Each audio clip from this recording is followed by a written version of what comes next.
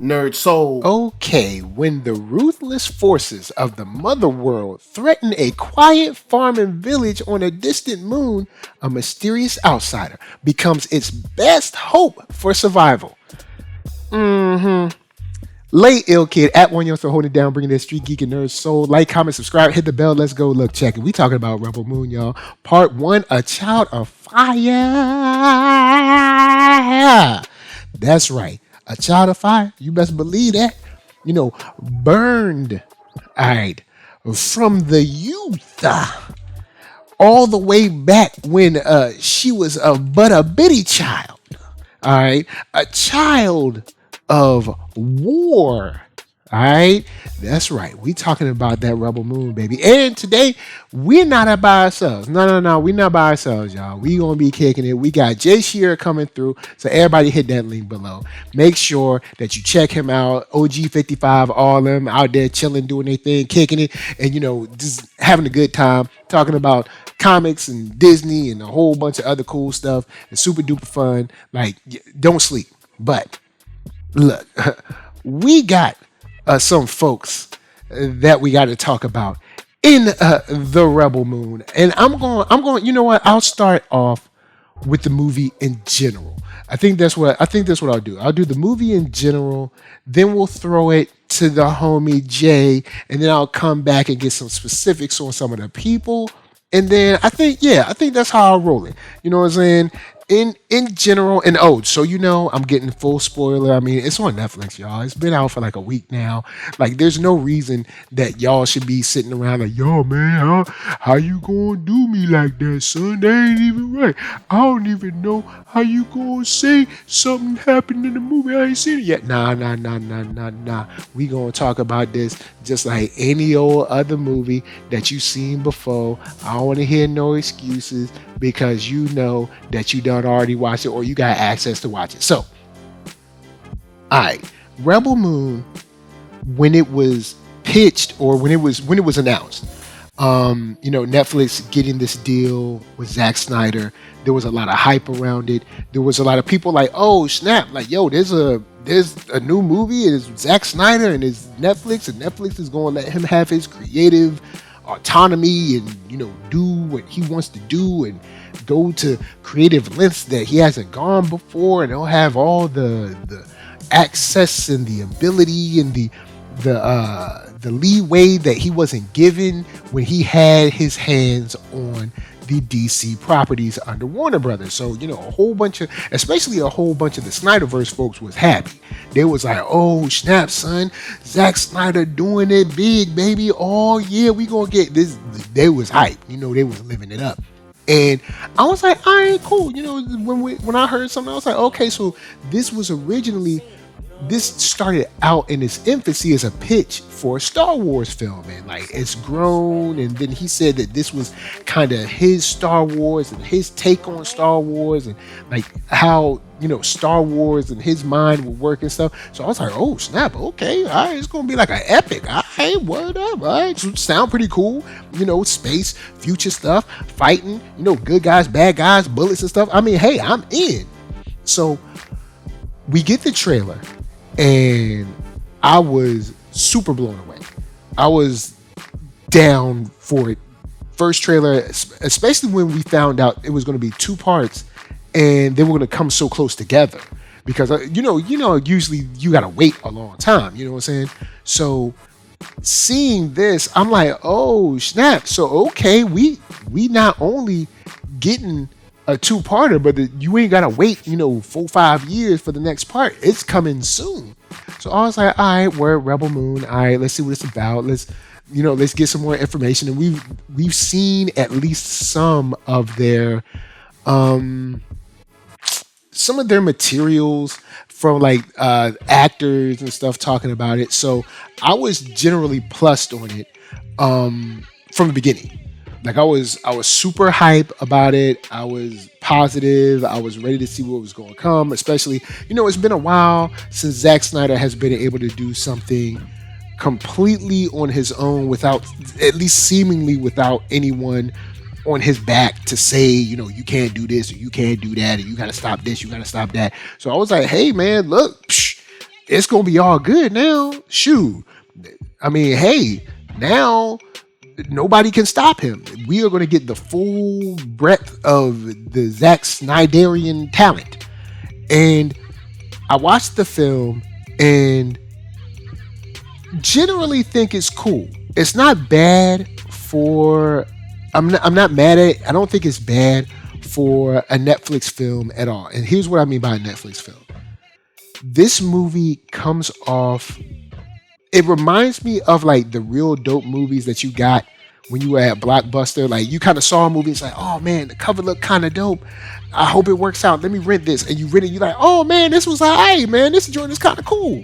That's how I feel. Now, do I think that this movie met the hype that Netflix was trying to push it for? I don't know. I don't know on that one. I won't say that because it's not that I don't like the movie. I'm excited to see what the next part brings because I'm hoping that the next part fills out a lot of what I think was left left either on the cutting room floor or left for later to kind of fill in those gaps. Because this movie, one thing that really, I guess, threw me is the kind of shortcuts it takes narratively in this film. They take a lot of shortcuts on the, I guess you could say, the relationships that people have with one another, the stage or the I guess the mindset of the villagers, also kind of like the mindset of the mother world, I guess, army or agents or whatever. They're kind of like, hey, these people are bad, these people are good, and you need to care because the movie said so. And that's something that I think it kind of took those shortcuts where I don't think we have enough groundwork laid to take those or make those kind of shortcuts. You know what I'm saying? I don't think we know enough about these characters or this world. And maybe if we had a situation where there was like a 30-minute short that preceded this, like maybe three to 6 months ago, or maybe like a free digital comic that came out that kind of broke down the world and stuff. But I mean, honestly, what we get is just like the opening sequence where we're hearing from the JC droid, you know, basically like a quick rundown of the world and kind of like the surrounding universe, or I guess you could say. And it's cool, but it, you know, like saying like on the mother world, you know, 1,000 kings ruled, and letting you know like this one king died, and since then it's been like, you know, it's been going downhill. And I'm like, yeah, that's cool, but it also, y'all kind of just speed past that. And that's something that I thought was kind of like, y'all could have tried to make me care a little bit more. Because it's kind of like, hey, there's despair and just care about it because there is. Now on the visual side, bruh, it's Zack Snyder. You know the movie's going to look good. I mean, for the most part, due to the artistic, not only the artistic ability, but the creativity matched with the unique, I guess, the unique reach of special effects, whether it be makeup, practical, or computer generated. Things should look good. You know what I'm saying? As long as they're not rushed. Like, this movie looks slick. It looks good. It looks like a Zack Snyder film. And I don't think that there's a Zack Snyder film out there that particularly looks bad. Now, he does do a lot of drab stuff, and this movie does come off drab, but it kind of makes sense in this, you know, in this context. You know, you got this world where everything's going bad. The mother world, you know, is bearing down on everyone, and ever since the last king that was talking about, you know, having this daughter that was going to be like the compassion or the peace that would come through and come about after when his daughter was grown, that was lost. You know what I'm saying? So that possible peace, that possible compassion has been, I guess, replaced with nothing but hard,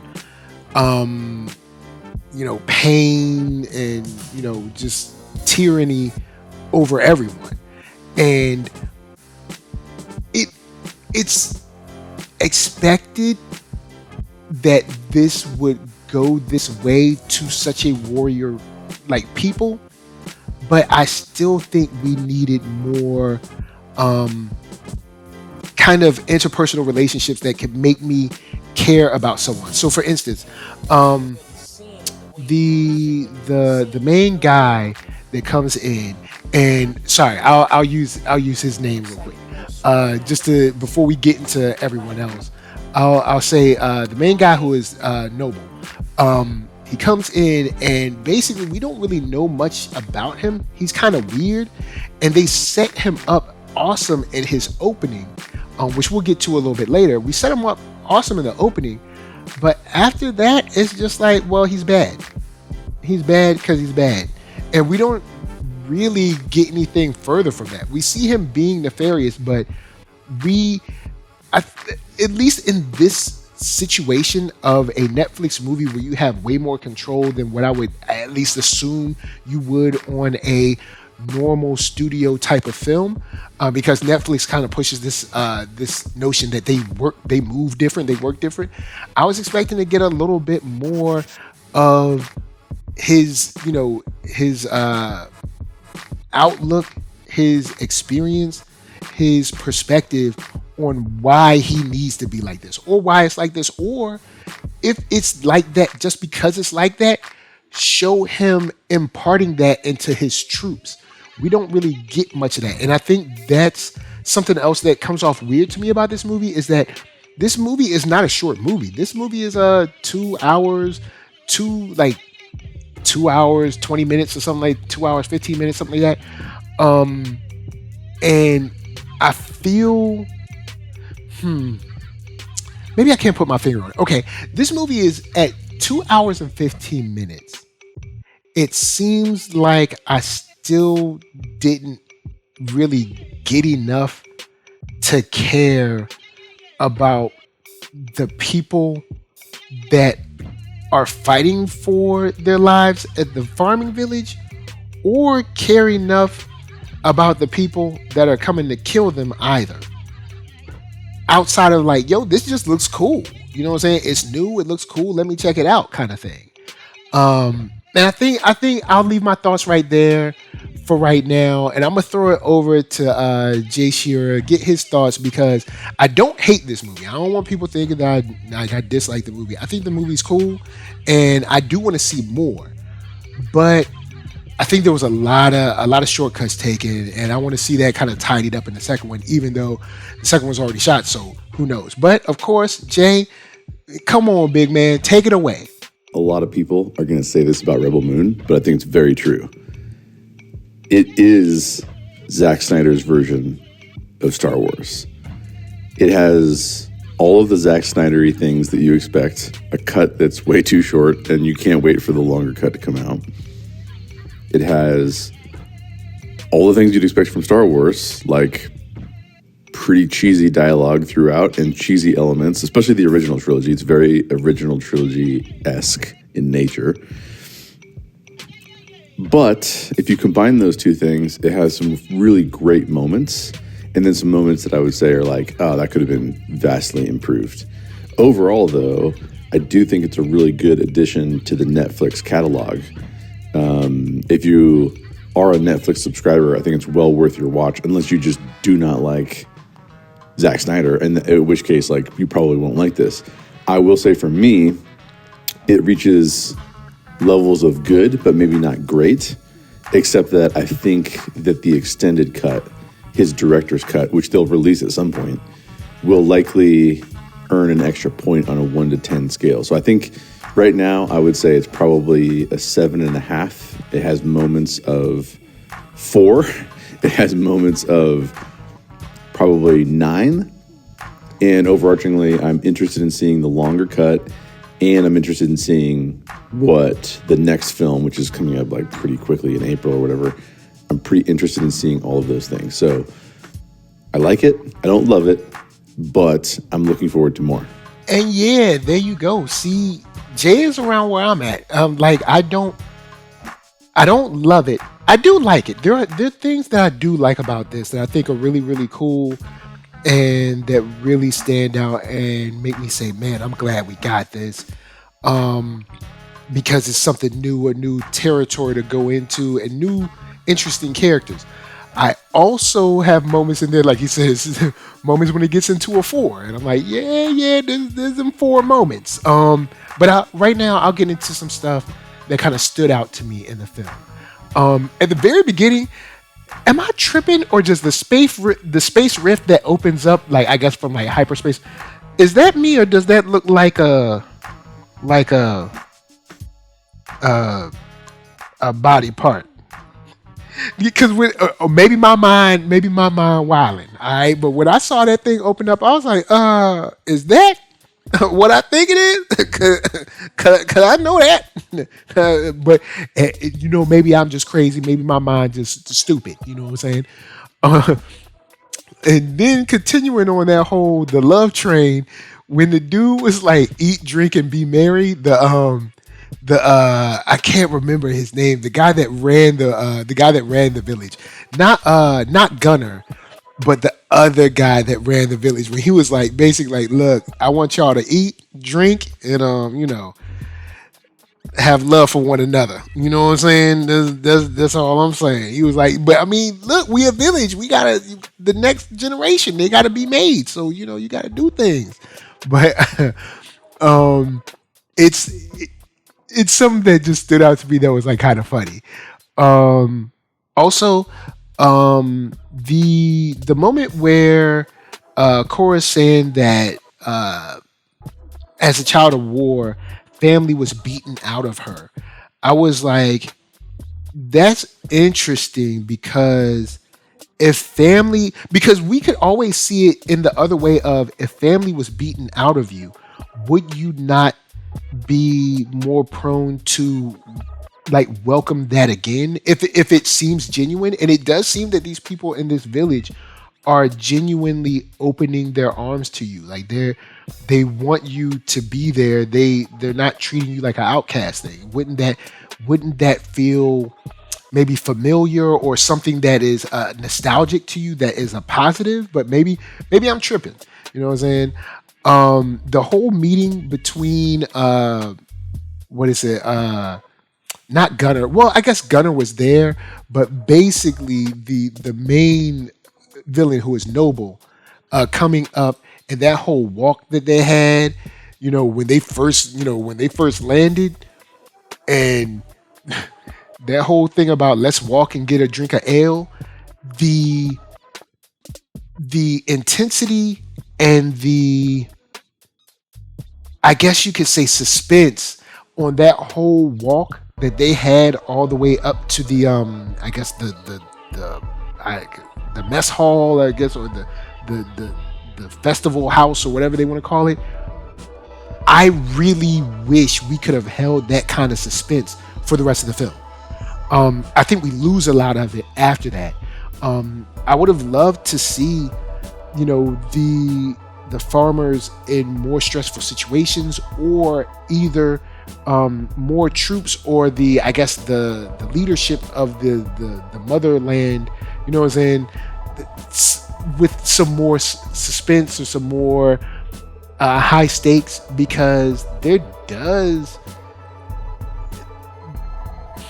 I guess, there is a level of suspense that I think the mother world could really kind of, I guess, exhibit through their own inner workings, because it doesn't seem like everybody in the mother world is like down with one another. So they could have easily set it up in a situation like the Injustice League or something like that, where kind of like Joker and like the Joker and Lex Luthor do not get along. Vandal Savage and I can't like Bane aren't like best of friends, like that kind of thing, where it's like we're all on the same side to a certain degree, but there's a lot of backbiting and there's a lot of jockeying for position. Maybe that could have helped out. I don't know. Maybe not. Maybe it could have. Another thing that stood out to me is about Korra, the character in the storehouse.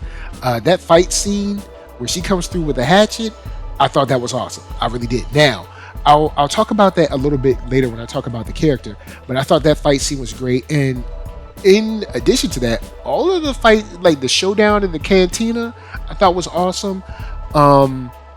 Even the scene where Balasaurus found Korra, and what is it? And we see her kind of growing through the mother world and becoming like a stronger and more like proficient agent or killer or soldier or whatever. All of those shots. I mean, it's Zack Snyder, man. It's battles with Zack Snyder. Come on, bro. You know he's gonna kill that. So he killed all that. Even the fighting with Tarak, and the bird that he flew on. I cannot remember the name of the bird. I apologize. Sorry, y'all. Now, but I thought that was awesome. The brother and sister Darian and Devra. Unfortunately, bruh, come on. Did Darian really have to die? Come on now. But Darian and Devra, I love that. Like I think it's a missed opportunity for us to get more, but I mean, hey, it is what it is. The brother gone, unfortunately. But Noble at the end, finding out that there's this kind of like weird Neuralink thing, I'm like, whoa, hold up. You're dropping this on us at the end, which I think is cool, but I think that could have been used narratively in a very cool way earlier in the film. Knowing that the mother world is like beyond death or something like that, that could bring in a whole nother flavor during the film, because I feel like we did a lot of rushing in this movie, but I don't feel like we got a lot done narratively, if that makes sense. Maybe I'm not articulating myself well enough, and maybe Jay will circle back and throw something in the comments. But for a 2-hour movie, it seems like we left a lot of stuff out that either, like he said, a director's cut, or maybe we were just spending so much time hopping from planet to planet, we didn't really spend any time with the actual members. And when I say the actual members, I mean like Kai or Korra or Gunner or Tarak or General Titus. Like that, like it's almost like he's like a footnote for 2 seconds. Like there's a lot of stuff. Even Nemesis, who's like super cool, but we once again we get all of this cool stuff, but it's like hurry up because we're getting to the end kind of thing. And maybe I'm tripping, but that's how it came off to me. It's like just hurry up, don't worry about it. There's all these cool people, just hurry up. And that's how it came off to me in that instance. Now, I'm a spend a couple seconds, you know what I'm saying, and go through these characters, say a couple things that I like or dislike about them real quick, you know what I'm saying, because we've been in here, we've been talking for a minute, so I ain't gonna hold y'all forever, even though, I mean, I guess I could really go as long as I want. I mean, y'all got pause. It's YouTube. Y'all can pause it, watch it tomorrow, watch it next week, watch it next year. I mean, y'all can do whatever. Y'all can watch it while you're listen while you're in your car, listen at work, you know what I'm saying? You got a pause button, use it. But anyway, I'm gonna start off with Sofia Boutella, and I hope I'm pronouncing it correctly. I apologize if I'm not. As Korra. Now, this is nothing against Sofia Boutella. I think she's awesome. She's cool. Stuff I've seen her in is really dope. But once again, I implore you, Hollywood, after seeing Wonder Woman and after seeing Black Panther, there are numerals of women. Trust me, it's a reference. Just numerals is funny to me and like a few people. Just they'll get it. But there are many women that are larger and have larger muscles and can look like they can actually throw a man around. This is nothing against Sophia. She's just not that big. But after seeing the Amazons, after seeing the Dora Milaje, there's women out there that are tall and big, like muscular big. Cast them. Like, and this is nothing against Sophia, because she's a cool actress. I think she's cool. But it's like, yo, like okay, for instance, they did this video on YouTube showing the male actors and what they did to work out to get in shape for their roles, whether it was Charlie Hunnam for Kai, or Ed Screen. I hope I didn't screw that up, but Ed Screen for Noble. Also, was Stars for Tarak. You know, and showing also showing Ray and how he got big. So like there's like these cool things that it's like, oh, it's showing these guys like really, really working out, really like bringing it, right? And like then you have our star lady, the leading lady, and she doesn't look that built. And I know like for most people, they're like, hey man, look, she's the star, just let it be the star. But it is also kind of hard seeing where you have the male characters that are either weaker or stronger than their opponent, and you see them struggling, and then you don't see her struggling that way. It's like, well, you could have casted a woman that we've now seen either on Wonder Woman or in the Dora Milaje. You could have casted one of those women that have the stature that make them look like they can throw men around. It's I don't know, but Korra, getting past that, Korra as a character, I think is cool. I want more of her.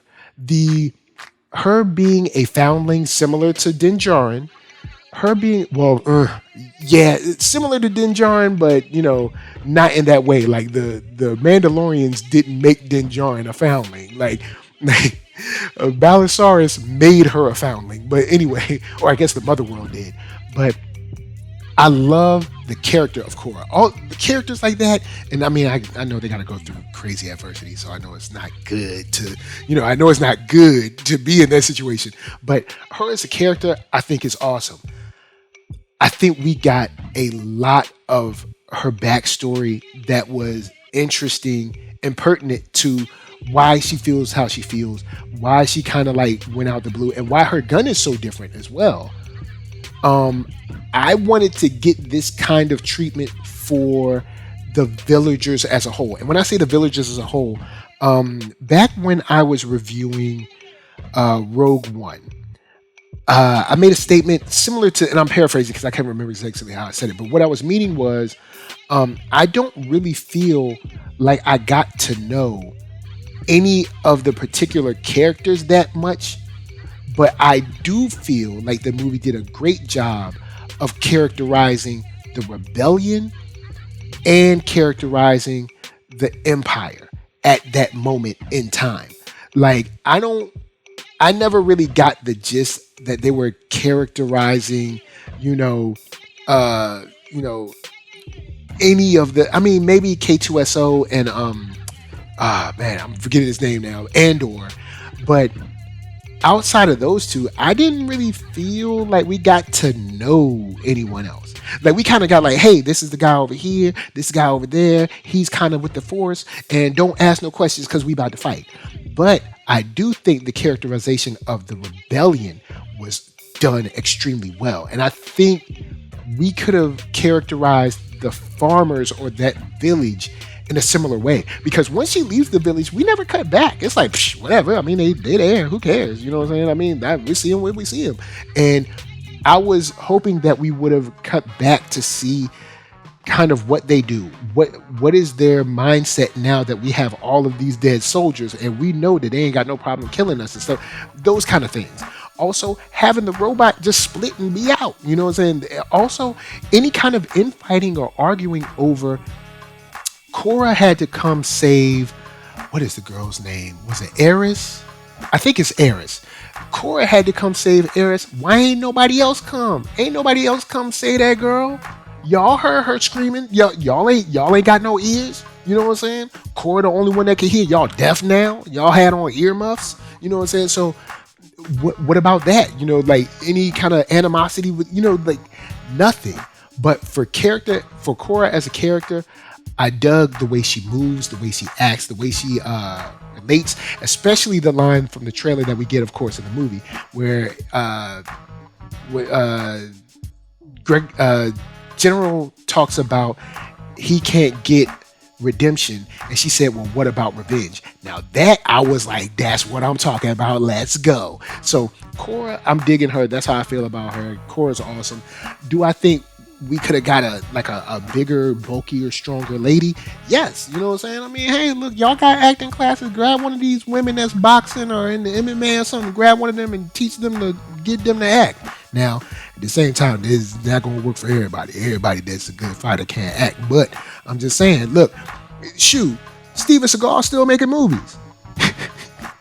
Oh, boy. Anyway, I want to talk about Kai, too. Kai is a character that really did catch me off guard.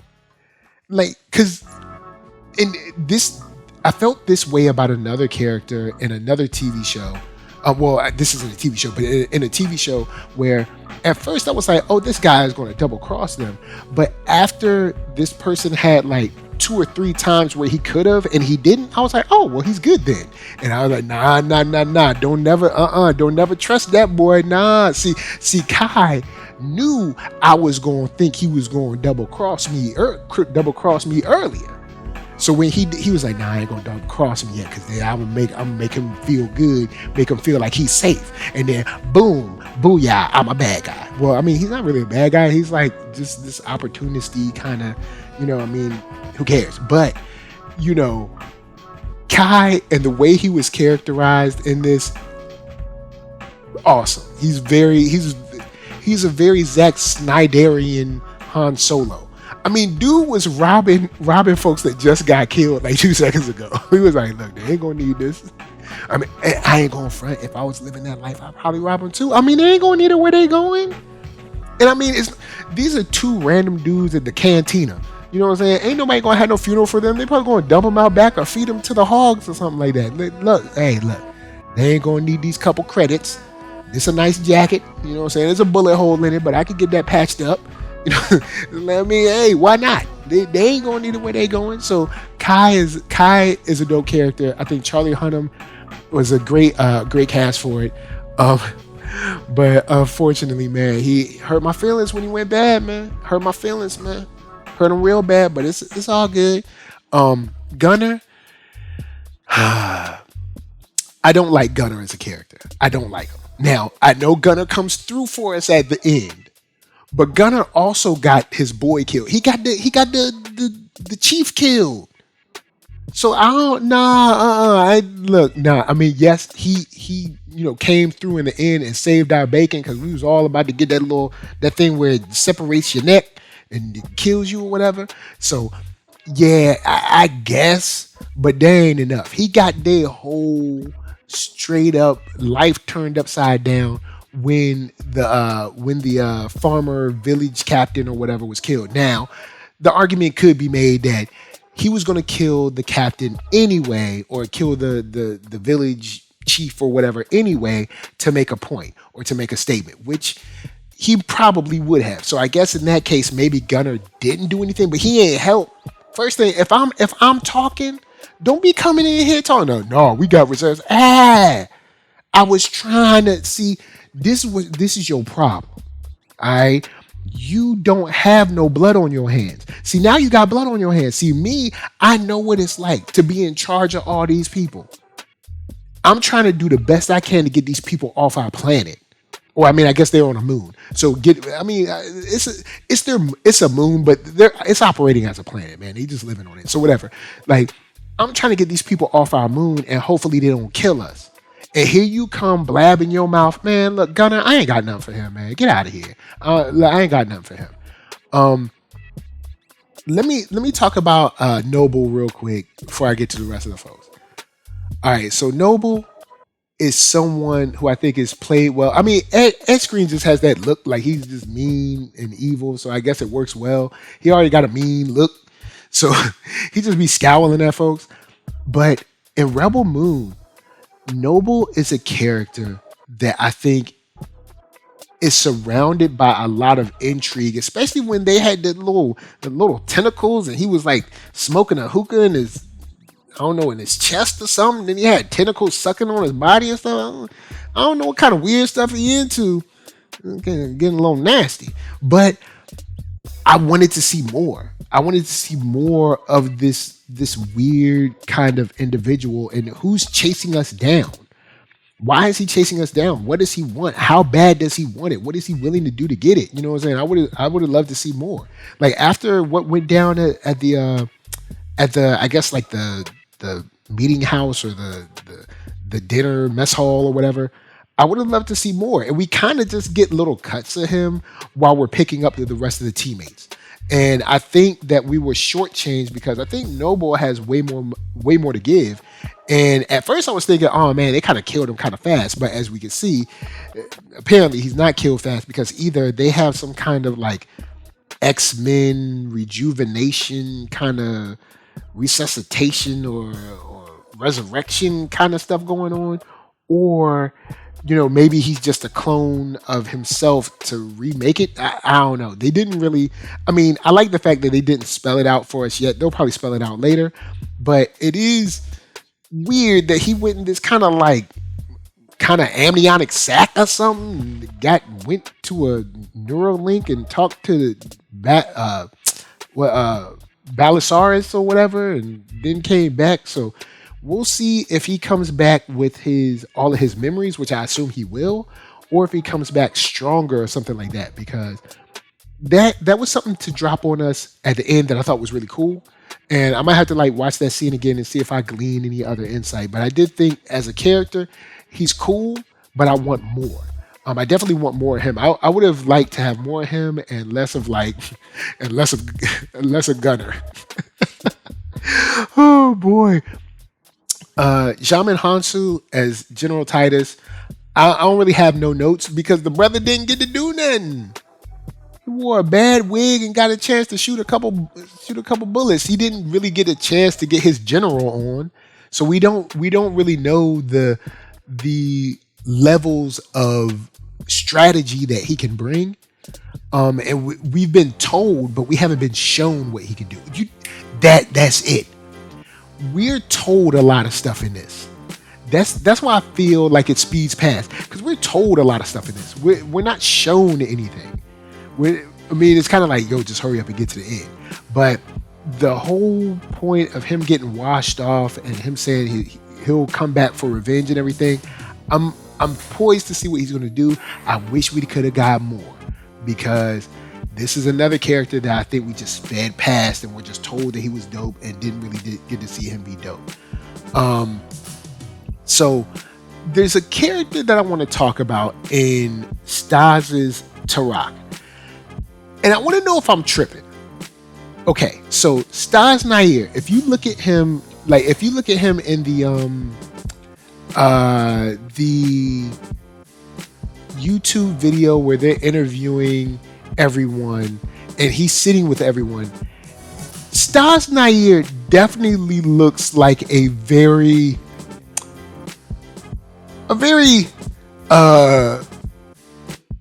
paler complexioned person. Because when I saw it, I was like, hold up, because I remember seeing the trailer and I was like, word, they found someone that's probably like Persian or something like that, or someone who's like brown, you know what I'm saying? And I'm like, okay, cool. I started seeing some interviews and I'm like, this dude is very fair skinned. And as fair as his skin is in these interviews, to me, it's coming off like this brother done browned himself up for the role. And I'm like, are we past this? We're not past this yet? We still doing this? Now, don't get me wrong. I know people gonna come in and be like, yo man, he's Indian and Russian. So you know what I'm saying? There is some brown in there. I get it. But there are a lot of people that are mixed race and that do not present as brown as other people that are mixed race. He describes himself as half Malayi or Malayali. Cause I started looking up. I was like, ain't this dude white? But he's mixed race, so I get it. But in his mixed racedness, in all of his interviews that I've seen, he don't look mixed. It looked like there's a lot of the Russian is coming through strong, and the half Indian is not representing. All right, if you just look up if you just look up images of him, you'll be like, yeah, he a lot more brown in the movie, a lot more brown. But aside of that, because they did catch me off guard, I was like, yo, where's this dude at? That's that dude. But anyway, Tarak, I think is cool. He brings a flavor that I think the team needs. I think he's a very welcome, maybe solid rock kind of character.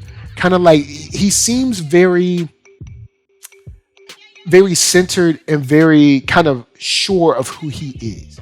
Like he was completely fine with being like, hey, I'm a prisoner right now, and that's what I am. And then when he got out, he was like, cool, I know what I'm gonna do when I gotta get out. And he made sure that, his justice was served when he left. So he seems like he should be or will be kind of like the solid rock for the team, because he doesn't seem easily swayed by, bullets flying or emotion or whatever. He seems kind of like cool in the moment, but not swayed by the moment. So I do dig that character. The moment with him flying the bird or the super big griffin or whatever it was, I thought it was cool. It just threw me off when I started seeing interviews, and I was like, this ain't the same dude. But Tarak as a character is cool. We got he's the person that we probably got the most time with in this film outside of Korra, maybe Kai, but we actually got to see a little bit more of who he is and his kind of like demeanor. Speaking of demeanor, I guess the last person that I'll talk about is, well, in depth maybe, or I'll kind of sweep across a couple of these people, is Nemesis, who we got to see a little bit more of, that I really enjoyed that whole back and forth with her. What is it? Not Queen. The back and forth between her and the large spider character. Yo, I thought that was cool, and seeing how she was like, yo, look, I know these people being on your planet has hurt you, it has taken away your children and whatever, but this child, I can't let you have this child. And her standing on business, you know what I'm saying, with that. And Nemesis is awesome. I like her whole get up, the hat, the swords, like it's awesome. Now at the same time, them swords mad dangerous, just like lightsabers. But of course, this is the Zack Snyderian lightsaber. So Nemesis is cool, and seeing that she's at least maybe part cybernetic, I think that's an awesome thing to add in there too, to see her kind of like play around with that. And maybe we'll see what the rest of her body looks like. Maybe it's a whole bunch of like mechanics up under that, but super cool, man. Like the way she came off was awesome. And then I guess I'll say lastly is, well, no, two more people. Darian and Devra. Bottom line, when your last name is Blood Axe, that's dope already. Darian looks dope. Devra looks dope. Like the face paint, the garb, all that, the super big guns, the gloves and all. It's super cool. I feel like it was wasted on one movie, but dang, do they look cool. Like I'll say this. Like look, Zack Snyder will make you look cool, boy. You will look cool with Zack Snyder.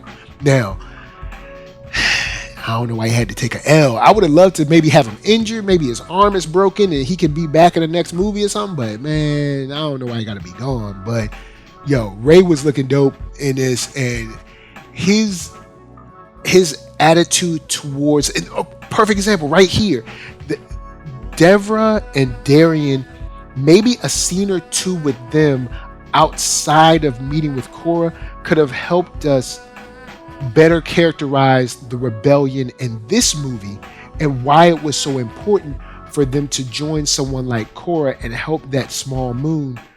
You know what I'm saying? Because we kind of get introduced, we hear about them once again, we're told, we're not shown. So we're told about them real quick, we meet him real quick, he makes a quick statement, and then a couple of people come with him. You know, who wants to go home and who wants to go with me kind of thing. And that was it. But I would have loved to see some more of like Darien and Devra, and like maybe drop in, or maybe the very tail end of another one of their battles where they did like a supply run and had to take out a Mother World baby ship or something, because they talked about how all their wins were so strategic. Maybe show some of that. But you know, once again, that's, you know, the movie done now. Lastly, one thing that I think is a disservice is us not ever checking back in with Jimmy at all. We see Jimmy, is it Arias? Eris puts the little crown of flowers on his head, and you see that, I'm guessing these robots have maybe like the memories or the, I don't know what's up with these robots, but these robots are very human. So I don't know if they are putting the mind and spirit or something of dead soldiers or people that have died or were dying into these robots. I don't know. But or maybe these AIs are just super dope. But you know, it's you know, he is given the chance to be what Zack Snyder said himself, the heart of the movie. The only thing is, he's not in the movie. You know what I'm saying? Zack Snyder said he says, a quote from him is, "Jimmy's really in a lot of ways the heart of the movie. He's sort of more human than the humans." And saying that we had to record before we shot the movie, so we recorded all his dialogue almost like an animated film. And then we went back and we did the movie and he did it again. So this is a character that you're placing as, I mean, we hear his voice at the beginning of the movie. So he's kind of narrating what's going on, talking about what's going on, talking about the queen, the era of peace that should have came in. And you see that he's very reflective and very soft and introspective with Eris. And then he disappears.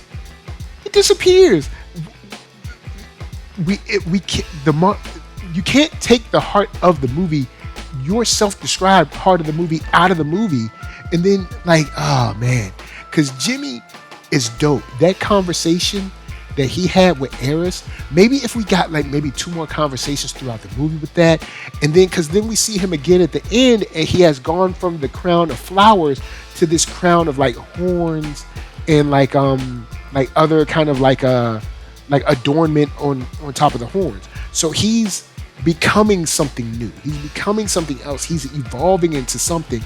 And man, I would have loved to see that. JC is a very interesting character. There's a lot of gold right there. And we just left him out of the movie. But you guys have heard where I've come from. I still dig the movie. I think it's cool. I'm glad we got it. I'm glad we're getting another one. I hope we get a lot of explanation in the next one. I will agree with Jay. This definitely makes sense of like a Star Wars from Zack Snyder's perspective. And I think we got all the pieces. I don't think the pieces were arranged in a way that really make me excited. But I think I end up around a 7. This is better than okay. But it's not, maybe like a 6.5. Like a 6.57. It's better than okay. It's better than halfway. But I don't know if it's reaching into that great territory. Great meaning like 8.5, 9, 9.5, 10 kind of thing. But I do think I'm around 6.57. Like, will I watch it again? Yes. Will I watch the second part? Yes. But am I running out to get like the comic book and the toy and the lunchbox and the t-shirt? Nah, not right now. So guys, of course, holler at me. I'm gonna holler at you down in the comments. NERDSoul, Facebook, Instagram, Twitter, TikTok, podcast, all that jazz. And until the next time that you have to defend your farming community from a whole bunch of foul scum and villainy, this is us to you saying peace.